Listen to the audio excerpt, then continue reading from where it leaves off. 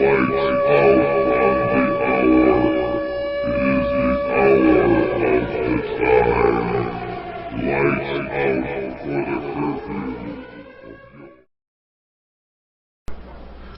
listening to the Hour of the Time. I'm your host, William Cooper.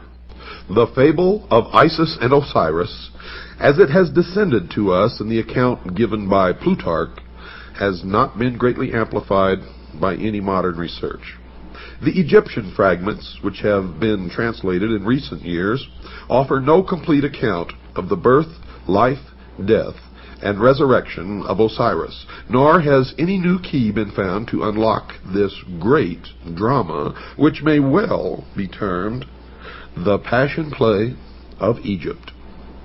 It is not our intention to perpetuate Plutarch's account merely for its outward appearance, but rather from the same motive that inspired Synesius, Platonic philosopher and Christian bishop, to compile his account of the same fabulous history. Synesius, in his treatise on Providence, and you hear that word a lot in the secret societies, and especially in Freemasonry, thus introduces the Osirian myth. Quote, "This fable is Egyptian. The Egyptians transcend in wisdom.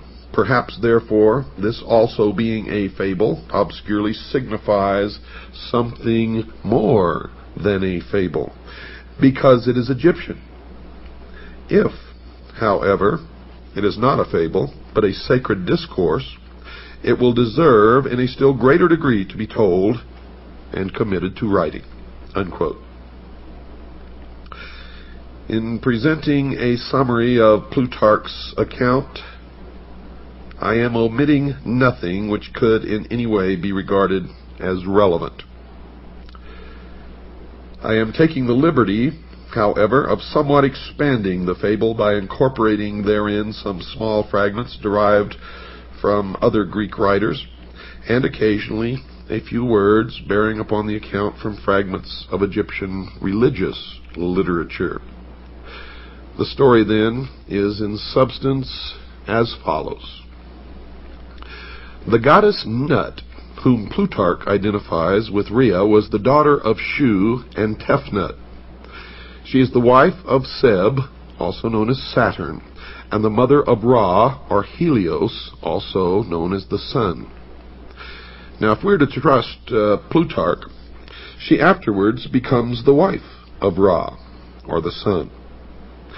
Nut is unfaithful to Ra, who, discovering that she is with child by Seb, pronounces a curse upon her that she should not be delivered of her progeny in any month or year.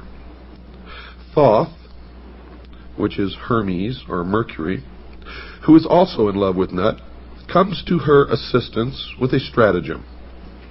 He plays at tables with the moon goddess Selene, and wins from her the 70th part of each of her illuminations. And joining these parts together, he forms of them 5 days, which he adds to the calendar. Previous to that time, the Egyptian year consisted of 360 days, the exact number of degrees in a circle. Now, these 5 days being not part of any month or year, Ra was outwitted.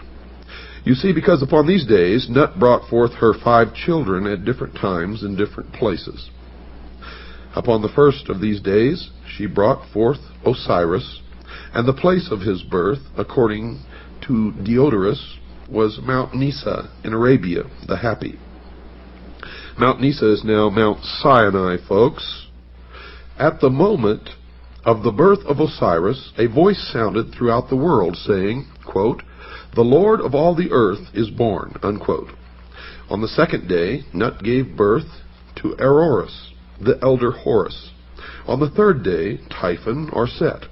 On the fourth day, Isis, and on the fifth and last day, Nephthys.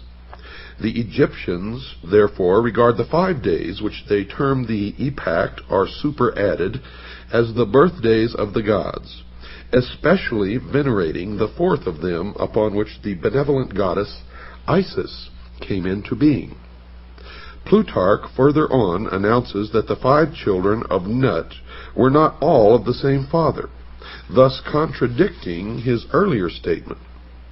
For he says that Osiris and the elder Horus were the children of Ra, that Isis was the daughter of Thoth, and only Typhon and Nephthys were actually the offspring of Seb.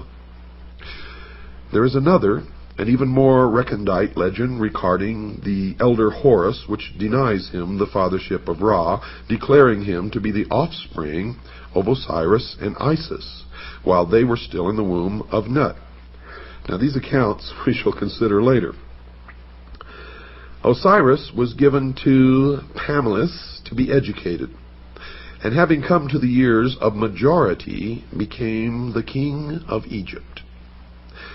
In this high capacity, Osiris applied himself to the civilizing of his nation, turning the Egyptians from their previously indigent and barbarous course of life to a happy and community existence.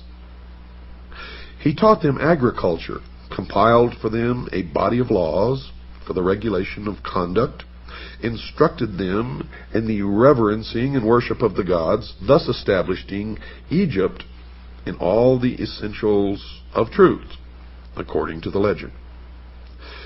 Now, having brought his own nation to prosperity and enlightenment, Osiris traveled over the rest of the world, converting peoples to his disciplines, not by force, but the persuasion of reason. Osiris was accompanied on this journey by a procession of nymphs and other superphysical beings who filled the air with music and song. In the meantime, Typhon, brother or half-brother of Osiris, had ambition to usurp the throne, but the vigilant Isis, sister wife of Osiris, was too watchful. Typhon, however, having persuaded 72 other persons to join him in his conspiracy, with the aid of a certain queen in Ethiopia named Aso, perfected a plot against Osiris. He fashioned a chest exactly to the measurement of the body of Osiris, which chest he caused to be brought into the banquet hall, where the princes of Egypt were feasting their king's return. Typhon, simulating jest, promised this elaborately ornamented box to the one whose body, upon trial, most nearly fitted it. Now each of the princes in turn lay down in the box, but each was too short or too tall, until last of all Osiris himself lay down in it. Immediately the 72 conspirators rushed to the box, clamped the cover upon it, fastened it with nails, and poured melted lead over all the cracks and crevices. After this, they carried the chest to the bank of the Nile and cast it into the river where it joins the sea. Now this evil deed was executed upon the 17th day of the Egyptian month of Athir, when the sun was in Scorpio. According to some, it was in the 28th year of the reign of Osiris, and to others in the 28th year of his life. Now try to remember these numbers. If you can't, jot them down, but these numbers will crop up again and again and again. Scorpio crops up, 17 crops up, 28 crops up, and many other numbers, and they all have significance in the mystery religion of Babylon, the secret societies, and to the guardians of the secrets of the ages. As soon as Isis received word of this crime, she cut off one of the locks of her hair and put on the mourning apparel of widowhood, for which reason the spot where she did this was afterwards called Koptos. That's Koptos, or the city of mourning. After donning the widow's weeds, Isis set forth in search of her husband's body and wandered about all wandered about all Egypt, asking all with whom she came in contact. You see, I may be back here in the United States, but a lot of my thoughts, folks, are still in Europe. Finally, some children who had been at play told Isis that they had seen the accomplices of Typhon carrying the chest to the Nile. For that reason, Egyptians regard the words of children as oracular and pay great attention to them. While Isis was searching for her husband's body, she learned that Nephthys, her sister, had by magic insinuated herself into the presence of Osiris before his death, and in the guise of Isis had conceived a son from him. Now Isis sought out the child, which Nephthys has deserted for fear of Typhon's anger, and adopting it, attached it to her person as a constant guard and attendant. This was Anubis, the dog-headed god, who appears in the Book of the Dead and in many of the Egyptian hieroglyphics. After some time, Isis learned that the chest had been carried by the sea to the coast of Byblos. Now, Byblos is also the name for book or Bible, where it had lodged in the branches of a bush of tamarisk, which had grown up miraculously about the sacred receptacle and concealed it within its trunk. Now remember this tamarisk, and remember that it is a tree. The king of Byblos, amazed at the miracle, caused the tree to be cut down, and from the trunk containing the box, he made a pillar to support the roof of his palace. Now by magic, Isis discovered this, and traveling immediately to Byblos, attached herself to the suite of the queen as a nurse to her children. At night, when all the palace was asleep, Isis transformed herself into a swallow and fluttered around the column, bemoaning her fate in strange, sad notes. In due time, Isis revealed her divine nature and asked that the pillar be cut down. Taking therefrom the chest, she departed with it into a desert place, where she performed certain magical rites by which the body of Osiris was temporarily animated. And by this animation she received from Osiris a son who is called the younger Horus, the child who was conceived of the dead. Now there is some confusion in the account at this point. Plutarch says that Isis left the body of Osiris temporarily to visit her son Horus, just mentioned, but the context of the fable would rather call for her departure to a secluded place where the child could be born without the knowledge of Typhon, who certainly would have destroyed him. Isis hid the chest in a remote and unfrequented place, but Typhon, hunting one night by the light of the moon, chanced upon it.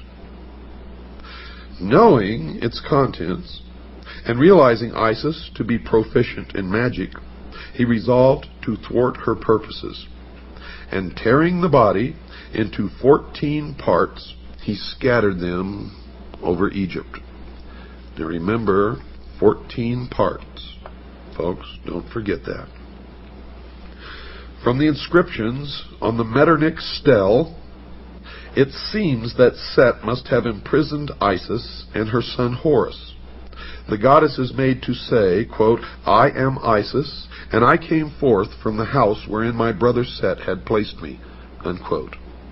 Thoth, the prince of law, again came to her assistance and aided Isis to escape from the house. Was it really a prison? Or was it really the house of Set? Thoth also at this time prophesied that Horus would sit upon the throne of his father and rule the double empire of Egypt. Upon the advice of Thoth, Isis hides the child in a papyrus swamp, thus saving him from the wrath of Set. Isis returning, having left her son at Butos, and fashioning a magical boat out of papyrus, traversed the whole of the empire. As she met with the scattered parts of her husband, she buried each one separately. First, however, encasing it in a magical mummy composed of wax, incense, and grain seed. She finally recovered all of the parts of Osiris except the phallus, or the penis, which had been thrown into the river and devoured by 3 fishes. This organ Isis reproduced in gold, Remember this also. Remember the three fishes, for they represent ignorance, superstition, and fear. They also represent the church, the state, and the mob. And remember that Isis reproduced this member, this organ, in gold, and having performed all of the ceremonies necessary to ensure the life of Osiris in the underworld, she returned to her son Horus, and by the theurgic arts, of which she was mistress, saved him from death, from the stings of scorpions. Horus, having grown to man's estate, and having received from his mother the tradition of his father's murder, longed to avenge the evil deed. Osiris appeared to his son in a vision, instructing him in the means by which he could overcome the hosts of Typhon. Now we are led to infer that Horus gathered about him an army which, meeting the hosts of Typhon, battled with them for many days, achieving victory. Typhon, according to the legend, was taken prisoner and turned over to the custody of Isis. Now Isis, being his sister, could not bring herself to put him to death, but set him at liberty, which so incensed Horus that he laid hands upon his mother and removed from her head the insignia of royalty. Thereupon Thoth gave her a new helmet, made in the shape of an ox's head. Typhon next accused Horus of illegitimacy, but Thoth proves his royal descent. Typhon again goes into battle against Horus. In fact, 2 battles are mentioned, in both of which Typhon is worsted. And Horus regains the kingdom of his father, and is regarded, to at least a certain degree, as the actual reincarnation of Osiris. So here you've had a death and a resurrection.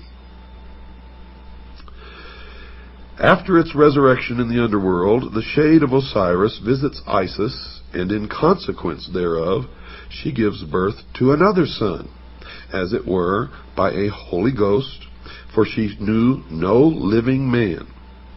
This child is called Harpocrates, and Plutarch says of him that he, quote, came into the world before his time and lame in his lower limbs, unquote.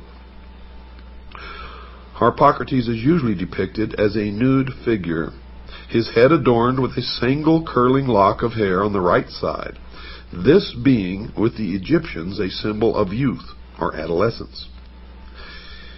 He is sometimes depicted with an elaborate plumed headdress, or wearing the double crown of the northern and southern empires. His finger is placed to his lips, which Plutarch interprets as a gesture symbolic of his childish and helpless state. The Greeks and Romans, however, considered this gesture to be a symbol for silence or secrecy, and from this has arisen the custom of placing the finger to the lips as a motion for quietness and secrecy, and we do it today. Statues of the god Harpocrates were placed at the entrances to temples and sacred retreats where the dramas of the mysteries were performed, as a sign that silence and secrecy should be observed in the holy places, and that all initiates were bound by vows of discretion. Harpocrates is also sometimes shown standing, and at other times he is depicted seated on the blossom of a lotus, just like Buddha. Although he is usually figured with childish immaturity of body, the imperfection of his lower limbs, as described by Plutarch, is not apparent in any of the Egyptian drawings. It therefore seems that the statements concerning this deformity should be more carefully examined. Samuel Squire, whose translation of Plutarch's Isis and Osiris, made in 1744, is still the most often quoted by Egyptologists. Well, he states definitely, quote, lame in his lower limbs. G.R.S. Mead translated the same essay much later and gives a slightly different rendering of Plutarch's words. Mr. Mead says, quote, weak in his limbs from below upwards, unquote. This difference in wording, though slight, may have an unexpected significance. You see, there's some general information contained in Synesius's treatise on providence that should be included in this Osirian epic. Synesius is of the opinion that Osiris should be regarded as an historical king whose father, transcending in wisdom, instructed his benevolent son in all the secrets of the divine science of government. Synesius is moved to this conclusion by a desire to keep all speculation within the sphere of the reasonable. The Platonist bishop seems to have derived much of his account from origins foreign to Plutarch's treatise, or possibly he interpreted differently the restrictions imposed by his vows. Synesius, a prudent and conscientious author, wary of myths and fables, and exhibiting a truly Platonic conservativeness in his handling of subject matter, yet Synesius was beyond question a deeply religious philosopher and an initiate of pagan mysteries prior to his conversion to the Christian faith, and therefore may have hidden the true meaning of the fable. Thomas Taylor is of the mind that the treatise on providence was written while Synesius was still a votary of pagan mysteries. Now, if so, the writing is unbiased and trustworthy and presents a fair picture of the mystical traditions of the Egyptians, interpreted in terms of Platonic metaphysics, but only the exoteric would be allowed to be seen by the profane. Synesius inserts into his narrative a considerable description of the various character of Osiris, which he sharply contrasts with the vice-ridden nature of Typhon. He also explains in detail the process of election by which Osiris came to the throne of Egypt. The electional ceremony, as described by Synesius, is evidently itself a fragment from some secret ritual relating to the installation of a hierophant of the mysteries. Next, Osiris receives from his father an elaborate dissertation in the Platonic temper concerning the relative power of good and evil, in which he is fully warned against the machinations of Typhon. Possibly the most important sentence in Synesius's treatise occurs during this dissertation. The father of Osiris is made to say to his son, quote, "You also have been initiated in those mysteries in which there are two pair of eyes, and it is requisite that the pair which are beneath should be closed, when the pair that are above them perceive, and when the pair above are closed, those which are beneath should be opened," unquote. Now, these words unquestionably have an arcane meaning and are incorporated into the narrative that the true significance of the whole Osirian cycle might not be entirely obscured. And I can tell you that the meaning, folks, is that the eyes above are the exoteric meant for the outer world, for the profane, and the eyes below are the esoteric meant for the initiate, the adept, the priest of the mystery schools only. Synesius does not describe the death of Osiris, but merely reports his vanishment and final restoration to the throne. In the latter part of the story, there was also introduced a certain philosopher who was a stranger in Egypt. This philosopher predicts the fall of Typhon and is an eyewitness to the recrowning of Osiris. Synesius says of this philosopher, quote, "He likewise then learned some particulars about Osiris which would shortly happen, and others which would take place at some greater distance of time, viz. When the boy Horus would choose as his associate in battle a wolf instead of a lion. But who the wolf is a sacred narration, which it is not holy to divulge even in the form of a fable," unquote. Well, the lion, we know, has always been of the tribe of Judah. Such is the amazing tradition of the good king Osiris, the first victim, the first mummy, and the first resurrection. He dies and is born again in three forms. First, as god of the underworld, where he rules the justified dead. Second, as the younger Horus, in whose form he battles for his own honor. And third, as Harpocrates, the silent child.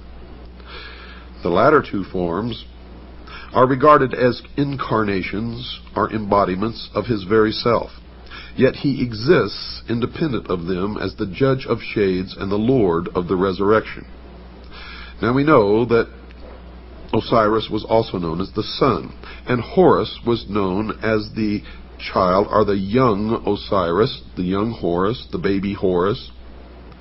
So after the sun set in the west, when it rose the next morning, it rose as the young Horus, and as it went across the sky, it became Osiris and then the elder. But in the legends, it's differently at different times Osiris or Horus. Horus the younger, Horus at his peak strength at noon, and Horus the elder. It is also Osiris. So you see that these figures intermingle in the legend, but it all has meaning, and it will all be clear to you at a later time. Now, just because you don't understand some of this and you may be a little lost, don't worry, it will come together. Don't miss one single word of this series of episodes of the Hour of the Time. If you do, I can guarantee you will regret it for the rest of your life. We're going to stop right now, folks. We have to take a break. I will be back right after this very short pause. Nearly all writers attempting an interpretation of the Osirian cycle have recourse to Plutarch. It has seemingly never occurred to Egyptologists that this eminent priest of Delphi might have purposely confused or distorted the fable, or, if not that, might certainly have misdirected the attention of the reader from relevant to irrelevant explanations. Two factors must certainly be taken into consideration when reading Plutarch. First, he was an initiated priest of the mysteries. Of this there can be no doubt. For he himself says, quote, "For the mystic symbols are well known to us who belong to the brotherhood," unquote. And in those days it was known as the Brotherhood of the Snake, and those who possessed the knowledge of the secrets of the ages wore the symbol of the snake on their headdress. And in the Egyptian hieroglyphics, you can see the members of the mystery religion of Babylon in the hieroglyphics as they wore the snake on the front of their forehead. It should be evident to everybody that as an initiate, Plutarch would not have unveiled the secret meaning of the Osirian myth, and I found that to be absolutely true. No man of his priestly station or philosophic mind who so greatly venerated the gods as to attach himself to their service would have been guilty of the impiety of profaning their mysteries, and he would not have violated his oath of secrecy. Furthermore, had his treatise actually exposed any of the secrets of the rites, he would most probably have perished miserably, or at least been publicly disgraced. These evils not descending upon him, we must suppose that his book was regarded as harmless, and for our purpose, therefore, at least not directly informative. The second factor which gravitates against the likelihood of Plutarch's interpretations being correct is the condition of Egyptian metaphysics in the 1st century after Christ. If, as Budge maintains, the Egyptians themselves were unaware of the meaning of the word Osiris long prior to the Christian era, into what decay had the old rites fallen even prior to the Ptolemaic period? Now, Pluto based his accounts upon popular traditions. They were most certainly inaccurate, and it is not impossible that even the priests themselves were for the most part ignorant of the origins of their doctrine. It should not be inferred, folks, from the general literature available concerning this Osirian cycle and the mysteries that all of the priests were themselves initiates of a high order. Only a small part of them ever actually received the greater secrets of their order. For the rest, rite and ritual suffered. And it's the same today.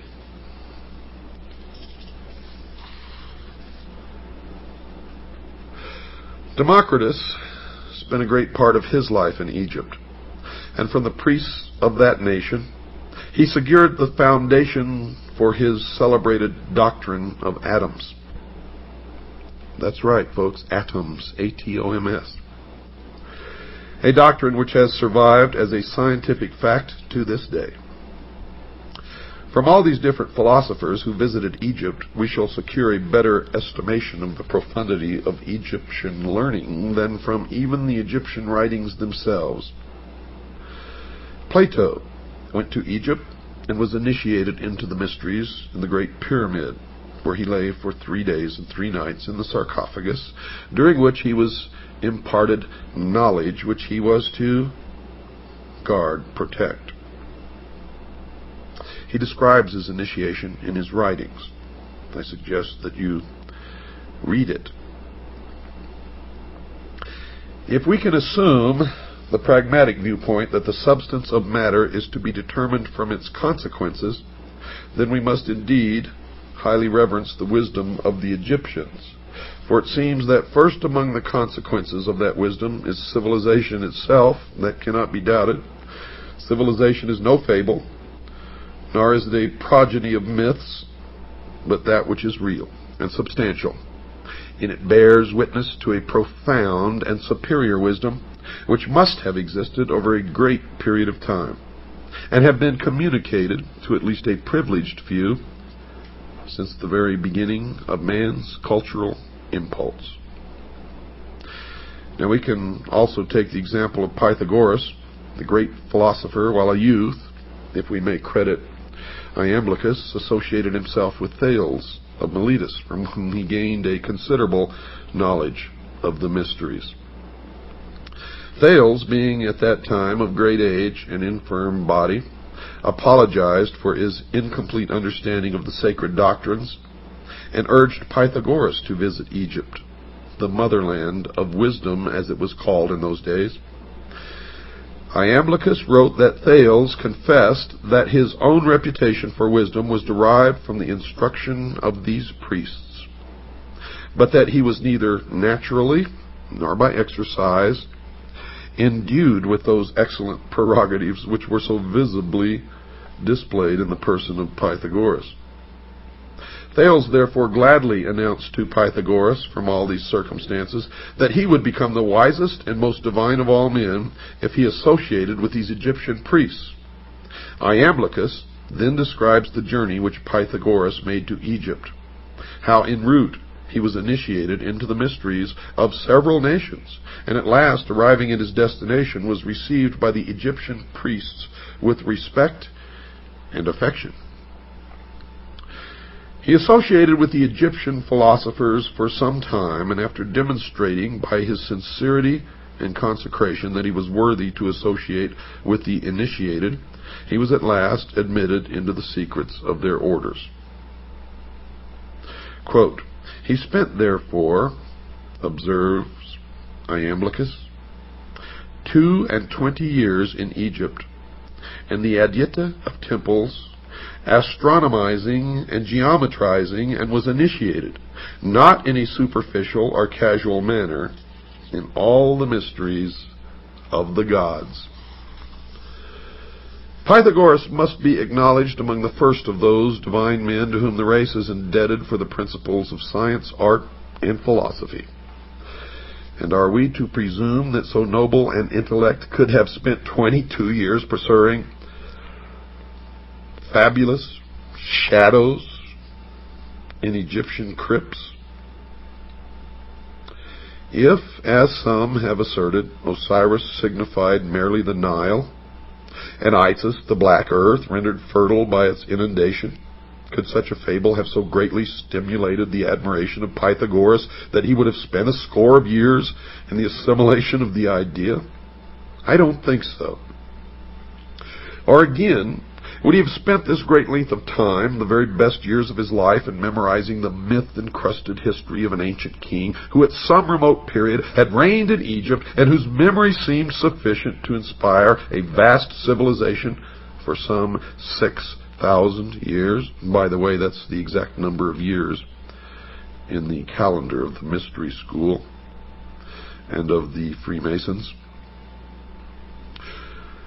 Or would he approach the matter from another of these explanations? Would Pythagoras have pounded himself for a score of years against the walls of Memphis and find himself fully rewarded by being informed with bated breath by some archi-magus that Isis is the dog star? I think not. It's not impossible that in the course of its long and illustrious history, folks, Egypt devised many opinions relative to her sacred myths, but no such explanation has involved Egypt alone. Her histories, her heroes, or her agricultural problems could have caused illustrious men from all parts of the world to have visited her in quest of essential wisdom, the central core of which is the myth of Osiris, Isis, and Horus, known as the Osirian cycle. The Nile meant nothing to the Greeks, who cared little whether it rose or fell. The sneezing you hear in the background is my dog Sugar Bear, who always accompanies me into the studio to do these programs. Not Egypt, but the Umbos of Delphi was the center of their universe in Greece, and local fables derived from Egypt's 42 gnomes could never have won for the double empire its illustrious reputation as patron of all learning, human and divine. So we must look deeper. And look deeper we did, folks, and what we found is amazing. For we found that Osiris and Isis and Horus were not ever have meant to be, nor were they ever real people or real gods or spacemen who came from some other world. Not at all. As we have found in our research, and as I have found in my over 20-some-odd years of research into the mystery schools, they are like all the other symbols of the mystery religion. For the public, for the profane, they are the exoteric, and you may make of them what you wish. The adepts, the initiates, the priests, they don't care what interpretation you give the exoteric meaning. And the esoteric is so entirely different from what you may suspect that the answer will surprise you. You see, we cannot be deceived by the obvious, and you can never be deceived by the obvious, or even consider the obvious when looking at any of the mystery religions or the secret doctrine. And we cannot allow ourselves to be misdirected by the evident subterfuges, the deceptions of these ancient priests, who so carefully concealed their arcana from the uninitiated world that we, at this late time, may even doubt its existence. Yet now, today, it is thriving to the point that it controls all levels of our society, military, and government. The ignorant, the sheeple, even among the Egyptians, might derive their inspiration from the processionals and rituals of the state religion, but that's just for the sheeple. For those great philosophers who came from afar were in search of the highest form of human knowledge, the ancient arts, the secrets of the ages, and could not be satisfied by such outer show. Had these fables been but hollow and unsubstantial forms, Egypt would have been the ridicule of the wise, who would speedily have exposed her sham and reduced her vain pretense to a humble state. But this did not occur. You see, the initiates of her mysteries, returning to their own countries, not only felt themselves more than repaid for their hazardous journeys and long vigils, but furthermore, they became founders of distinguished systems of thinking, disseminators of useful knowledge, and in all cases bore witness to a broad and deep learning, and they always took with them a plan for the unfoldment of a world utopian government, which plan still exists today and is still being carried out in secret as the completion of the great work. Diodorus describes two famous columns erected near Nysa in Arabia, one to Isis and the other to Osiris. Now remember, Osiris and Isis never lived, they were not real people, and they were never gods. They are symbols for something much deeper. So when you listen to the interpretation of the inscriptions on the columns, remember that.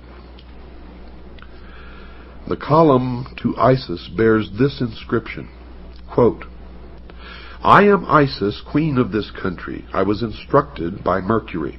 No one can destroy the laws which I have established. I am the eldest daughter of Saturn, the most ancient of gods. I am the wife and sister of Osiris the king. I first made known to mortals the use of wheat. I am the mother of Horus the king. In my honor was the city of Bubastis built. Rejoice, O Egypt, rejoice, land that gave me birth," unquote. The column to Osiris bore these words, quote, "I am Osiris the king, who led my armies into all parts of the world, to the most thickly inhabited countries of India, the north, the Danube, and the ocean. I am the eldest son of Saturn. I was born of a brilliant and magnificent egg, and my substance is of the same nature as that which composes light. There is no place in the universe where I have not appeared, to bestow my benefits and make known my discoveries," unquote. And the rest of the inscription, of course, was destroyed. Now, while the inscription on the pillar, or the obelisk in honor of Isis, may be veiled, the inscription on the obelisk dedicated to Osiris is certainly not. He was born of a brilliant and magnificent egg, and his substance is of the same nature of that which composes light. There is no place in the universe where I have not appeared. Osiris, of course, was the sun. In examining Plutarch's treatise, the introductory remarks appear of special significance. Yet, folks, these remarks are wholly ignored by Egyptologists who are content to confine themselves entirely to the fable which constitutes the larger part of the writing. If Plutarch, by any word or symbol, reveals even a small part of the sacred mystery, it is to be found in the following words, quote, "For Isis, according to the Greek interpretation of the word, signifies knowledge, as does the name of her professed adversary, Typhon, signify insolence and pride. A name, therefore, extremely well adapted to one who, full of ignorance and error, tears in pieces and conceals that holy doctrine which the goddess collects, compiles, and delivers to those who aspire after the most perfect participation of the divine nature." Now, if you have a keen intellect, you can all decipher everything else that I'm going to tell you on this program and probably the next one in that short paragraph. And I'll let you ponder that as I continue. Osiris, the black god of the Nile, must be regarded as the personification of an order of learning, for Plutarch identifies him beyond question with the holy doctrine or the mystery tradition. Now remember, I told you Osiris is the symbol of the sun, but the sun was the symbol of the power of the all-encompassing God of the universe, And later you're going to learn that the light or the sun represents something even deeper. It represents, dear listeners, primordial knowing, the gift of intellect. And where people can read these myths and think that these people really worship the sun or some god somewhere, they are mistaken. For the true object of their worship is the intellect. And through the use of that intellect, they believe that man will become God. As Thoth personifies the whole sphere of knowledge, and it was through his assistance that Osiris came into being, so Osiris embodies the secret and sacred wisdom reserved for those who were proficients in the ancient rites. Unquestionably, Osiris was later confused with other members of that vast pantheon of divinities which developed in the decadent period of Egyptian religious culture. But to the elect, the initiate, the adept, the priest, he represented to the end primordial knowing, that utter realization of truth, undefiled by intellection, unlimited by any mortal procedure, uncircumscribed by the limitation of thinking. You see, he signified not only that divine at-one-ment with the Absolute, which is the end of all illumination, but by his life, death, and resurrection revealed the means by which mortal consciousness could achieve that end. Now remember, at-one-ment. Thus Osiris becomes a dual symbol, being in the first place the esoteric wisdom. Esoteric, folks, means hidden. So he represented in the first place the esoteric wisdom itself, and in the second place the composite order of initiates through whom that tradition was perpetuated. And now we begin to strip the veil from the mysteries. The personality of Osiris thus typifies the institution erected by the ancients to perpetuate the deathless truths of the soul. The living head was crowned with the plumes of wisdom and power.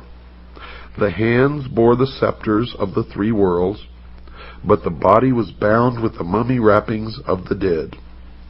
Here we find spirit, the living head, bound incongruously to matter, the mummified body. The soul was imprisoned in the narrow bonds of flesh. And one thing, through my research, is certain. Osiris represented the secret doctrine prior to that time when the omnific word, or the lost word, of Freemasonry was lost. Osiris is the first of the 5 children of Nut. And here you begin to part some more veils behind which the mystery resides. He therefore corresponds with the first of the 5 divine kings of China and the 5 exoterically known Dhyana Buddhas of Lamaism. The 5 children of Nut are the 5 continents which have appeared upon the earth and the 5 races which have populated these continents. Osiris is the primitive revelation of the first race. But as Isis was born upon the 4th day, we find this tradition coming into Egypt through the Atlantean mystery school, of which Isis is the symbol, and you will find at the base of all of these things Atlantis.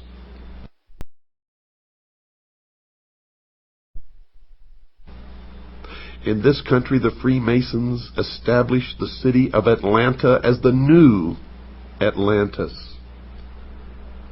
And all of this will come together for you. It took me many years of study deep into the night and trying to discuss this with other people who had no idea what I was talking about.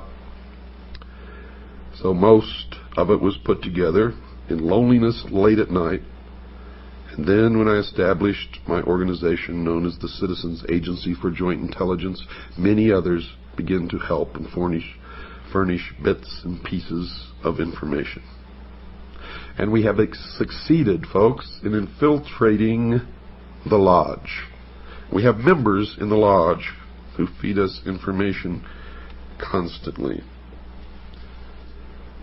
Members whom we taught how to take an oath so that the oath of Freemasonry would not be binding upon them. You have to play sometimes by the rules of the enemy in order to beat the enemy. And we are beating the enemy now. From the reign of Osiris, we glean the following philosophical history. They believed that there was a time, the Golden Age, when truth and wisdom ruled the earth, and this aristocracy of wisdom was a benevolent despotism, and that's what they want to reestablish. Benevolent to who? That's the question. In which men were led to a nobler state of being by the firm, kindly hand of the enlightened sage. This was the divine dynasty of the mythological priest-kings who were qualified to govern humanity by virtue not only temporal, but by divine attributes. Through his priests, Osiris, representative of the hidden tradition, ruled the entire world by virtue of the perfection resident in that tradition. Don't miss tomorrow night, folks. You have not even begun your journey. Good night. And God bless each and every one of you.